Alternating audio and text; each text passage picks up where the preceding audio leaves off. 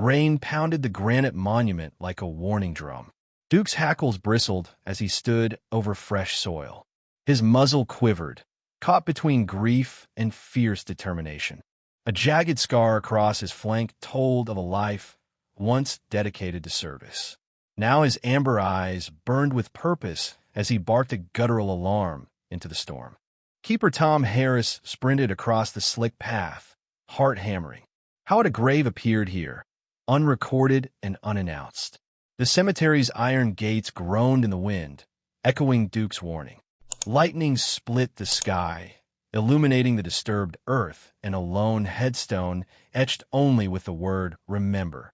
Welcome to the HeartForce channel, where you and I find more meaning in life through dog stories.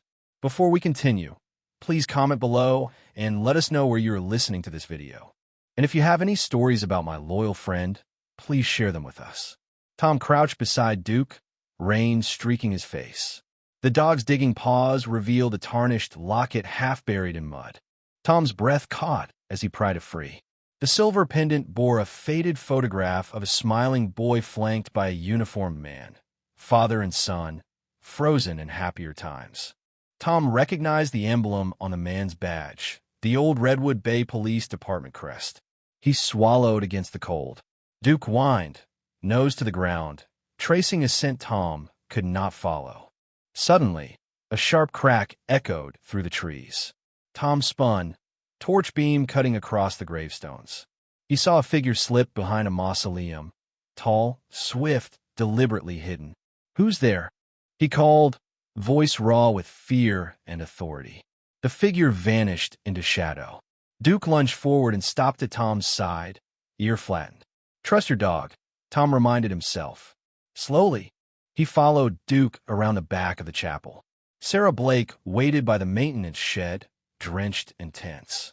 Tom's old friend and former detective met his eyes with a mixture of relief and alarm. She kept her service revolver unholstered in her raincoat, unnecessary now, but a habit she could not shake. "You sent for me," she said, voice tight. "What's happened?" Tom held up the locket. "Found at the grave. No records." Duke uncovered it. Sarah studied Duke's posture, guarded yet unwavering. "He wouldn't lie to us," she muttered. Together, they approached the open door of the shed. Inside, overturned tools, wheelbarrows, and a stack of blueprints gleamed in the torchlight. A security plan for Lakeview Memorial Park lay spread across a table. One section was circled in red, the foundation under the chapel. Tom traced the mark with a shaking finger. These tunnels were supposed to be sealed. Sarah pressed a gloved hand to the old hatch. It gave way under Duke's nudge, revealing a descending staircase. The air that rose smelled of mildew and secrets. Sarah clicked on her flashlight, illuminating walls scratched with decades of caretaker graffiti, names and dates marking vanished souls. Duke led the way, paused silent on stone. Tom and Sarah exchanged a glance and descended. Their lights revealed a steel door stamped RBPD Archives. Sarah's breath caught. This has to be it. She worked the lock, breath visible in the cold air. The door swung open, revealing rows of filing cabinets and locked boxes. Papers spilled across the floor, folders labeled Holloway M. Sarah knelt, heart pounding. "Marcus Holloway," she whispered. "He disappeared 10 years ago." Tom rifled through documents, revealing missing person reports and an autopsy form marked "No remains found." He shivered. They buried his case down here. Sarah's eyes glistened with rain and memory. "My first cold case as a detective was him." She closed her eyes. "I promised his mother I'd find him." A thunderclap rattled the archives. Duke sat rigid, ears pricked. Something moved in the shadows beyond the cabinets. Tom flipped open his radio. "Dispatch, this is Harris. I need backup at Lakeview Tunnels. Possible body found." Static crackled. No response. He tried again. Silence. Sarah's jaw clenched. "They're blocking us." Tom turned to Duke. "Stay sharp, boy." Duke's low growl rolled through the tunnel, rattling the file cabinets.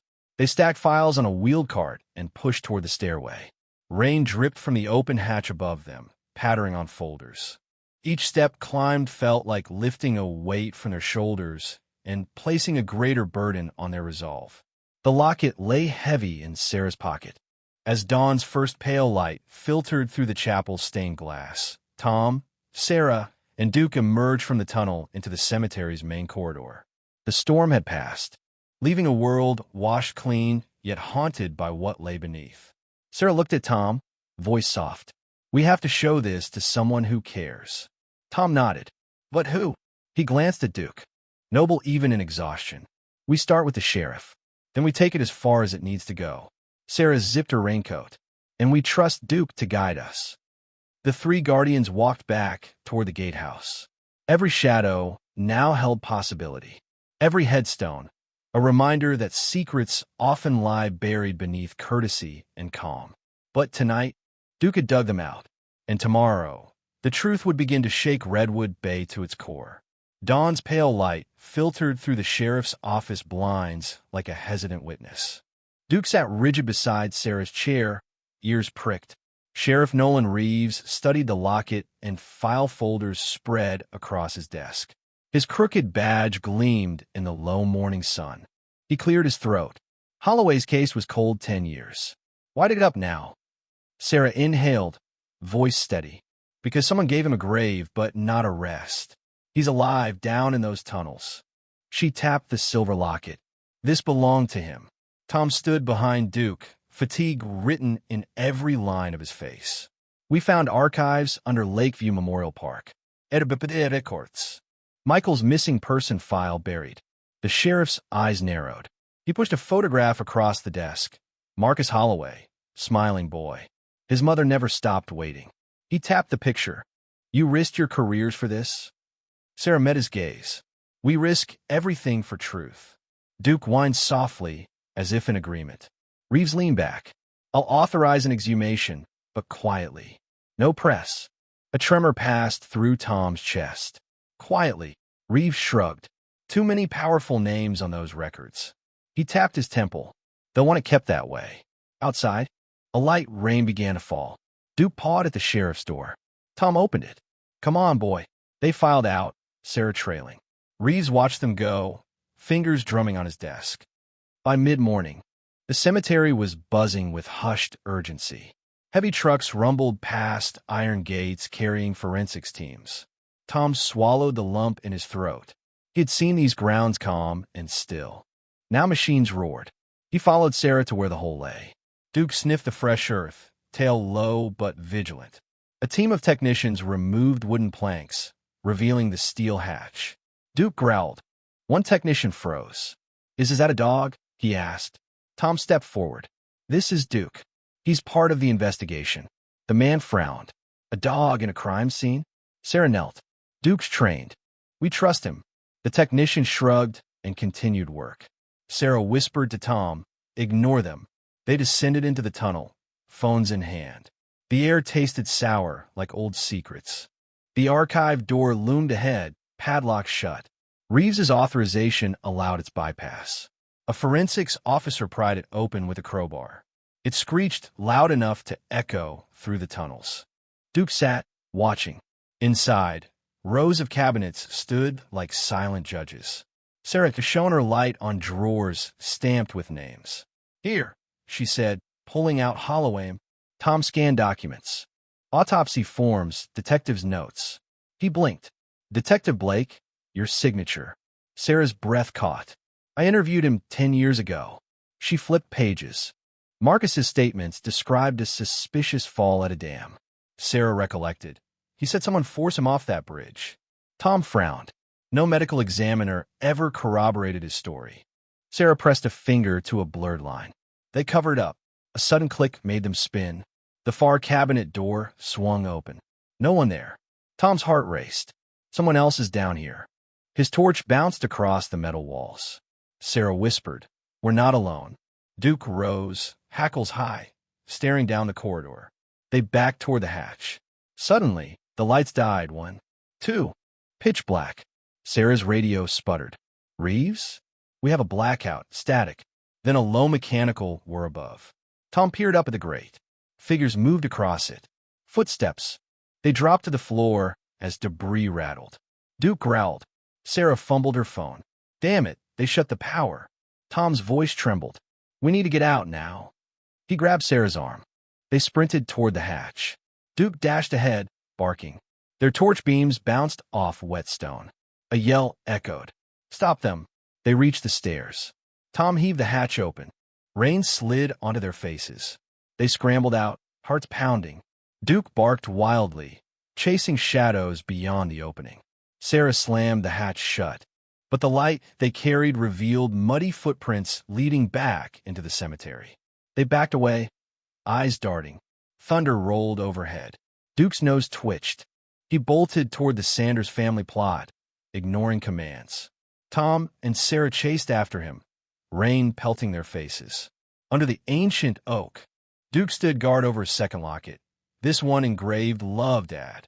Sarah knelt and picked it up. She felt a hollow ache. He was planting messages like breadcrumbs. Tom swallowed. We missed one. He tugged her sleeve. We need to warn Reeves. Sarah nodded, face pale. Back at the sheriff's office, Reeves was on the phone. He hung up as the door burst open. Tom and Sarah stumbled in, dripping. They're moving evidence, Tom panted. Power cut, power back. Someone's clearing files here, too. He slammed the second locket on the desk. Reeves's jaw clenched. Reeves rubbed his temple. I thought you wanted this quiet. Sarah dropped into a chair. Quiet isn't an option. They're one step ahead. Duke sat, head tilted, ears back. Sarah met the sheriff's gaze. We need more help. Federal. Reeves's face hardened. That opens a whole new can of worms. Tom stepped forward. Then bring them in. We can't fight this alone. Reeves studied Duke, then Sarah, then Tom. He exhaled. Fine. I'll call for an inquiry. But we play it by the book. He picked up the phone. Give me U.S. Attorney's Office. 2 hours later, a federal agent arrived. Agent Lena Park. Tall, precise. Eyes like flint. She surveyed the room. Duke, the documents. You asked for federal oversight, she said. Sarah nodded. We found buried police records. A man alive in his own grave. Agent Park's frown deepened. I want all physical evidence flown to D.C. tomorrow. Sarah's heart sank. But the crime scene will be contaminated. Park paused. Then we preserve it digitally. You have 3 hours to document everything. She held up a badge. You'll get full cooperation, but no more unsanctioned trips into the tunnels. She glanced at Duke. And the dog stays here. Sarah's eyes stung. She knelt to Duke. Good boy. Duke whined softly. Tom patted her back. It's temporary. Agent Park's phone rang.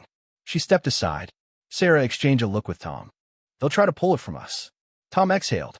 We'll fight. Duke's bark echoed from the hallway. Agent Park rejoined them. What is it, boy?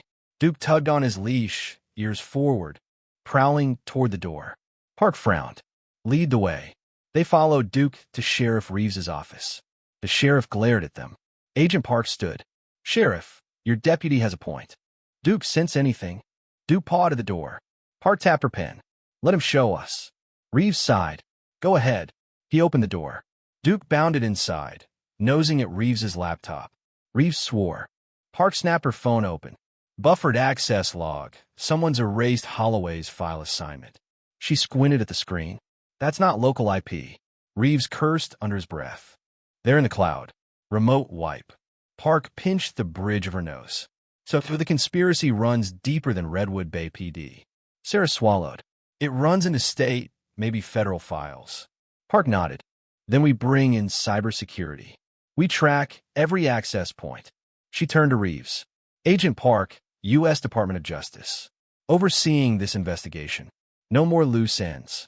Reeves straightened. Understood.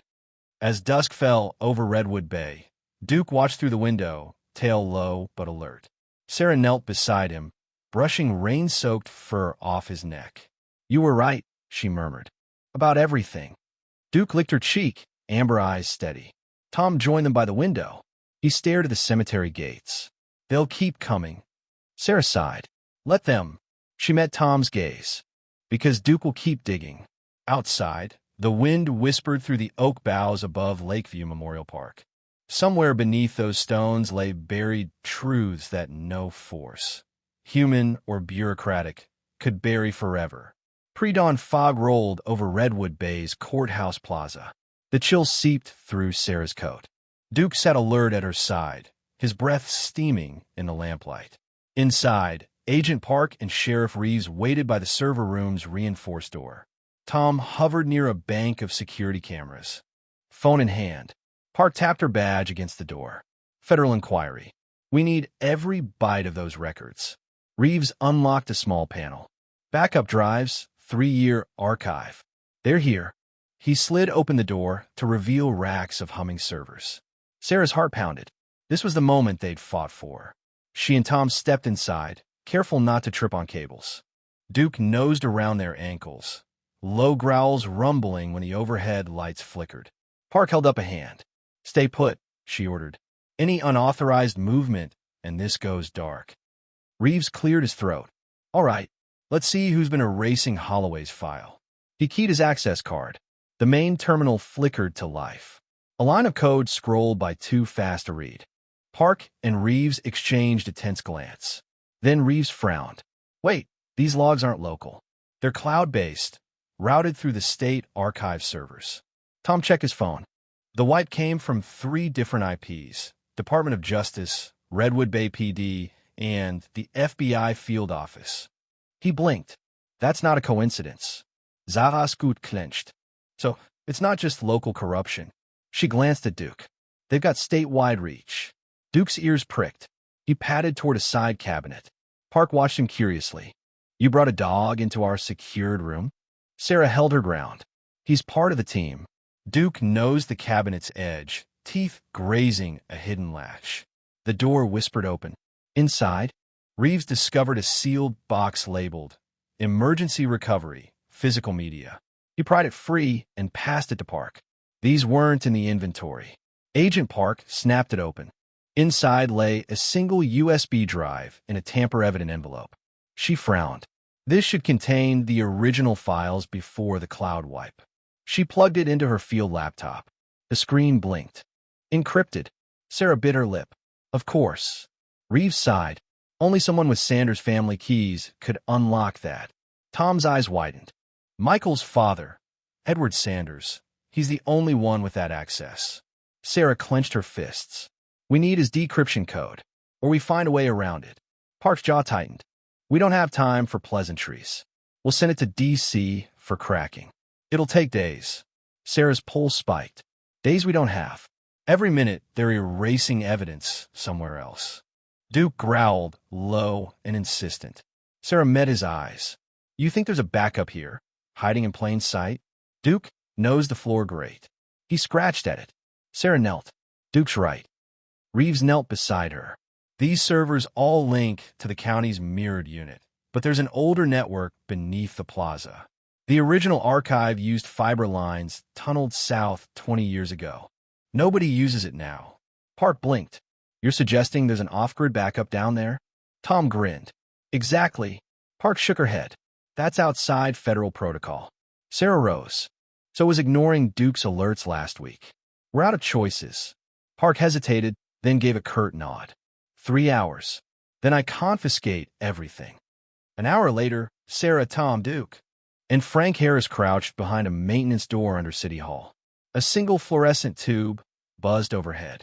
Frank handed Sarah a tattered utility map. This way, he whispered, tracing a route. They drilled that tunnel in '98 for the original power lines, then sealed it off. Tom tested the handle. It swung open with a groan. They slipped inside. Duke led, tail low but steady. The tunnel smelt of damp earth and rust. Sarah switched on her flashlight. Beams cut through the darkness, illuminating thick cables overhead, trailing east. Their footsteps echoed.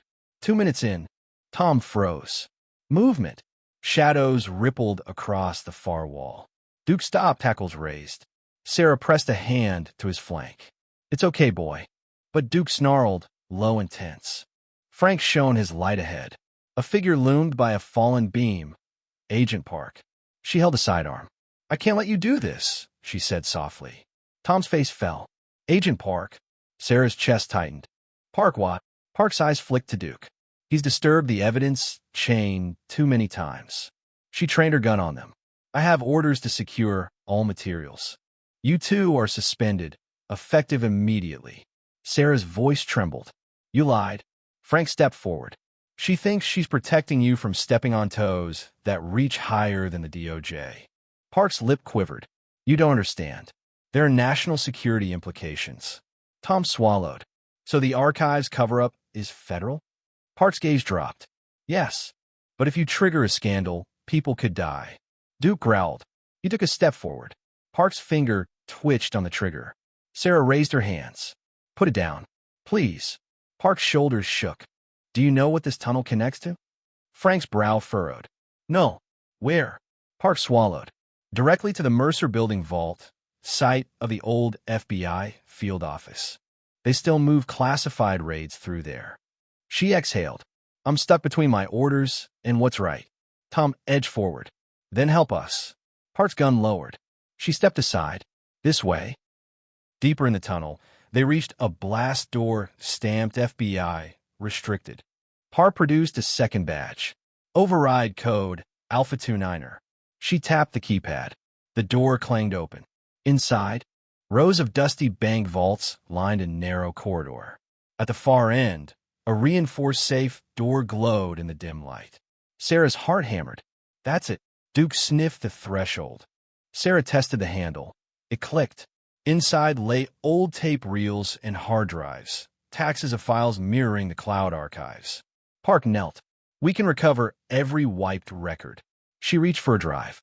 Tom hesitated and exposed the FBI's involvement. Park's eyes glinted. Or we bury it again, on my orders. Sarah stepped back. You've heard us enough. She grabbed a drive. We're doing this ourselves. She pocketed it. Park stared. You know what that means. Tom compressed his lips. We know. Suddenly, Duke barked. The vault lights flickered. Sarah shone her flashlight. Figures stood under the tunnel entrance, Sheriff Reeves, backup FBI agents, and uniform guards. Reeves's voice echoed. End of the line. Park's jaw clenched. I'm sorry. She holstered her weapon. Reeves stepped forward. Hand over the drives. No one else needs to see this. Sarah held the drive tight. No. Reeves nodded to the agents. For advanced. Duke lunged. One guard fired a warning shot. Duke yelped and retreated behind Sarah. Tom grabbed her arm. This is it. Sarah squared her shoulders. I trust Duke's instincts.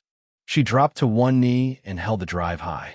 We protect the truth, even if we stand alone. A tense silence followed. Then Duke padded forward, nose to the nearest guard's ankles. The guard froze. The others exchanged glances. Finally, Reeves sighed and raised his hands. You win. We'll stand down. Park exhaled. Let them come. I'll cover our escape. Above ground, rain had turned to mist. The four emerged under iron gates, hearts pounding. Park swept aside muddy hair. Take these to a secure lab. Make copies. Then call the press. Reeves rubbed the back of his neck. If I go public, I lose my badge. Sarah met his gaze. If you don't, this all dies. Reeves closed his eyes. You're right. He nodded to Park. Do it. Park turned to Sarah. You were right about Duke. Duke sat, tail wagging faintly. She knelt to scratch his ears. Never doubt him again. Sarah exhaled into the mist and watched the gates swing shut behind them. Thunder rolled. But for the first time in 10 years, she felt the storm clearing. Rain hammered the courthouse roof like a drum of warning. Sarah Carter hunched over her laptop in a dim motel room. Duke lay at her feet, soaked but vigilant. The decrypted drive glowed on the screen. Terabytes of redacted files, timestamps, audio logs, video feeds.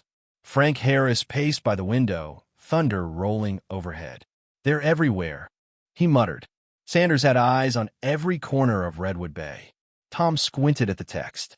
Look at this. Meeting minutes between Sanders and FBI brass. They plotted the cover-up. His finger traced a line. And here, emails acknowledging Michael's disappearance as a necessary sacrifice. Sarah's pulse quickened. We have proof. She exhaled and scrolled. But they knew we'd get this far. Her phone buzzed. A news alert. Court order. All federal and county servers sealed until further notice. No external transfers. Frank slammed a fist on the desk. They're cutting us off. Duke lifted his head. His ears pricked at the distant hum of engines outside. Sarah flicked off the laptop's Wi-Fi. We go dark now. She grabbed the encrypted drive and stuffed it into her jacket. They slipped out into the storm. Streetlights flickered. Puddles turned to rivers. Thunder shook the pavement. Frank led them through alleyways toward the harbor. "My rig's here," he said, nodding at a battered pickup. The tailgate was piled with gear, generators, battery banks, a portable satellite uplink. "Field station," Sarah breathed. She slid into the passenger seat. Tom climbed into the back alongside Duke, who shook off raindrops. Frank slammed the door. The engine roared, tires spraying water. As they veered into the night, they parked beneath an overpass. Frank fired up the generator. Cables snaked into the pickup. Sarah tethered her laptop to the satellite dish. She keyed commands. The drive began uploading, encrypted chunk by chunk to a secure whistleblower site. Each progress bar was a heartbeat. 10%, 30%. Tom shivered. They'll track that uplink. Sarah tapped the screen. Only if they can trace the satellite. She glanced at Duke. "Go on patrol, boy." Duke rose and padded into the darkness. Rain eased to a drizzle. Far above, gulls cried over the water. Sarah's upload hit 70%. The wind picked up. A howl echoed through the overpass, a canine warning. Duke's bark cut through the night. Frank grabbed a flashlight and ran after him. Sarah rushed out, heart pounding, laptop forgotten. Tom followed. They found Duke at the edge of the water, staring across the harbor where a small boat bobbed in the mist. Two figures leaned over its rail, faces hidden by rain slickers. "Who are they?" Tom whispered. Sarah's blood ran cold. One tall frame stepped forward, outline familiar. Sheriff Reeves. He swung a flashlight beam their way. Frank and Sarah froze. The beam caught Duke's muzzle, snarling in recognition. Reeves called out, "Step away from the boat. Now." His tone was flat. Frank squared his shoulders. "We're exposing Sanders' crimes." Reeves shook his head. "It's not your call, Harris." He lifted a pistol. "Drop it." Sarah's breath caught. "Reeves." A shot rang out. Duke yelped and bolted toward the boat. Frank dove forward, tackling Duke to the ground. Tom cried out. Sarah screamed. The shot had hit the side of the pickup, shattering the generator unit. Sparks flew. Reeves advanced through the mist. "I warned you." He holstered his pistol. Frank held Duke's flank, blood seeping through fur. "You shot him." Reeves glanced at Sarah. "Sorry, Carter." He knelt by Duke's side, checking the wound. "It's non-fatal." He sighed. "Your signal lit up every agency in the book. If we let that leak, it kicks off federal indictments that'll collapse this town." Sarah's eyes stung. "So you'd rather silence the truth?" Reeves closed his eyes. "There's a higher order. I'm protecting people." He met her gaze. "Even you." Sarah spat rainwater. "You betrayed us." Reeves stood. "I did my duty." He turned and strode back to the boat. His companion, a suited man, waved from the deck. Together, they slipped into the mist and kicked the engine to life. Frank patted Duke gently. "He'll be okay." His voice broke. Duke whimpered. Sarah sank beside him, cradling his head. Tears fell into his fur. "I'm so sorry, boy," she whispered. Tom placed a hand on Sarah's shoulder. "We still have the copy." Sarah stared at the sinking boat, but no way to send it. They huddled under the overpass, wind swirling debris around them. Duke whimpered. Sarah pressed her coat to his wound. "Hang on, old friend." Frank looked up at the crumbling concrete above. "They control all our channels." Tom's face hardened. "Then we go analog." Sarah blinked. "Ow!" Tom reached into his pack. "Remember that print shop in Old Town? They've got a high-speed microfilm scanner." He handed her a pack of microfilm rolls. "We encode the files onto these. Small enough to smuggle." Sarah unzipped the laptop case and retrieved the decrypted drive. Her fingers trembled. "We'll need power." She tapped the dead generator. "That's gone." Frank snapped a grim smile. "We still have my van back at the warehouse." 2 hours later, they rumbled into a deserted industrial lot. Frank's van sat under a flickering security light. Tom popped the hood. The battery sparked. Sarah climbed in, flushing the microfilm cartridges through a portable encoder. Each file chunk translated to tiny frames, the story duplicated, frame by frame. Duke rested on the floor, ears perked. Thunder rolled. Rain pelted the windshield. Sarah yawned. Almost done. Tom checked his watch. Midnight train to Seattle leaves in 45 minutes. Sarah's eyes widened. You're sure? Tom grinned. I have friends on Amtrak. They'll smuggle it out. She smiled through exhaustion. Thank God. Frank knelt beside Duke. I'll stay behind. Keep the warehouse safe. He met Sarah's gaze. You two get that film out. Sarah shook her head. No, we're a team. Duke bumped her hand. She exhaled. We go all the way. Frank swallowed. Then let's finish this. At 11:15 p.m., they piled into the van and roared down Elm Street. Duke leaned out the window, wet muzzle collapsing into the wind. Sarah jammed the microfilm into her coat pocket. Tom guided them toward the rail yard. The station loomed in a haze of steam and lamplight. A lone conductor waved them forward as a dark train car idled on the siding. Tom whispered to the conductor. The door hissed open.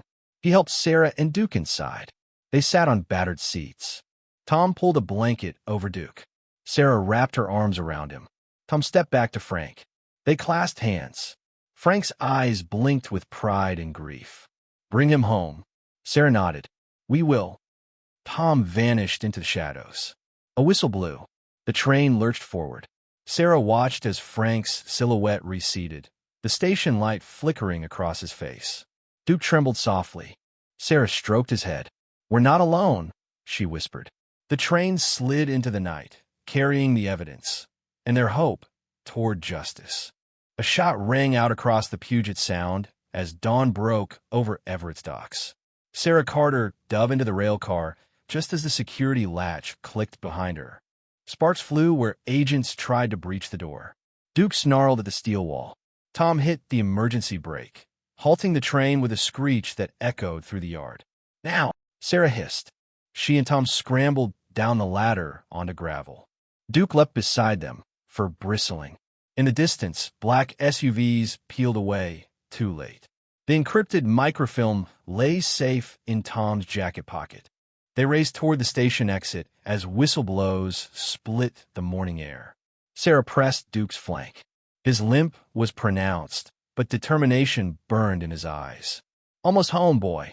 By noon, headlines had exploded nationwide. Redwood Bay scandal. Senators, FBI under investigation. The whistleblower site hosted the microfilm logs, files that exposed Michael Sanders' disappearance.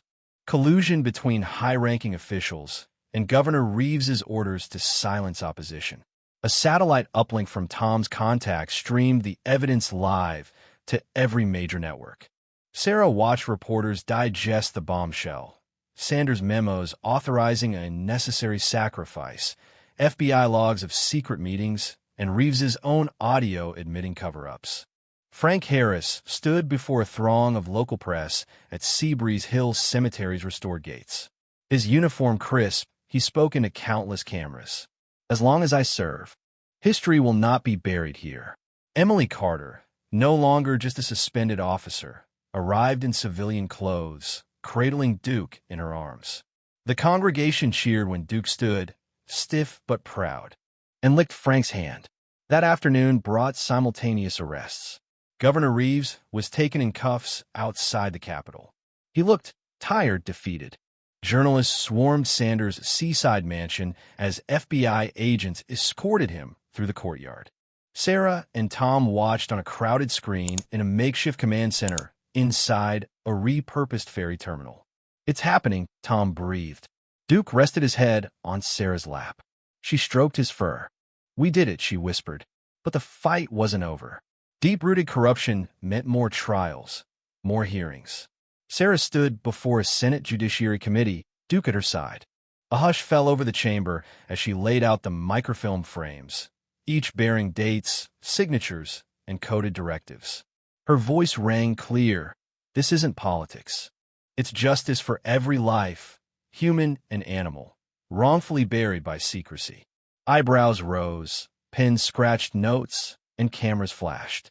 3 hours later, The committee voted unanimously to launch full-scale reforms of K-9 unit oversight, whistleblower protections, and historic site security protocols. Back in Redwood Bay, Frank oversaw Duke's recovery at the newly funded Animal Healing Center. Dr. Elena Morales, head veterinarian, examined Duke's leg. "Your boy's a fighter," she said, applying a fresh brace. "He'll walk without pain again." Duke nuzzled Frank's hand. Frank smiled through tears. "You saved us, old friend." In a lobby, Sarah met her mother, Linda. They embraced, tears of relief mingling. "Your father would be proud," Linda murmured. Sarah nodded. "You kept his case alive." "Thank you." Linda patted Duke's head. "And you kept this brave dog alive." "Thank you both." The next morning, Governor Reeves stood before state court. Sarah, Frank, and Tom sat in the gallery with Duke lying calmly at their feet. Reeves's resignation letter burned in the media. He pled guilty to obstruction of justice. Detective Marcus Williams, his former captain, took the stand to apologize publicly for stifling Sarah's investigation. His voice broke as he acknowledged departmental failures. "We failed our oath. We failed our people. I am sorry." Applause rippled through the courtroom. Sarah caught his eye and nodded a silent forgiveness. Across town, Michael Sanders was declared officially alive and well. He embraced his father in a tearful reunion watched by millions online. "I forgive you," he whispered. Edward Sanders, his eyes red, patted Michael's back. "I'm sorry," he choked. "I should have protected you, not buried you." A week later, at Seabreeze Hill Cemetery's newly inaugurated Memorial Plaza, a bronze statue of Duke was unveiled. Kids cheered as water spritzed from his raised paw. Uplifting. In honor of Duke, K-9 officer, guardian, friend, may your courage remind us that no truth stays buried forever. Sarah addressed the crowd. "This statue stands not for Dean, a single hero, but for every creature and person who stood for justice, even when the winds blew against them." Frank stood beside her. "And for every ground we tend, be it earth or memory, may we honor what lies beneath." Tom handed Sarah a leash. Duke walked forward, his brace a badge of survival. The crowd erupted in applause. Sarah knelt and hugged Duke. "We did it together." That evening, lanterns lit the oak-lined paths as survivors, families, veterans, officers, and neighbors gathered for a candlelight vigil. Sarah, Frank, Tom, and Michael stood at the heart of the circle. Duke nestled between Sarah's knees. A gentle breeze carried the scent of eucalyptus. Each lantern bore a name, of those forgotten victims of secrecy. Flames danced in their eyes as they named each one aloud.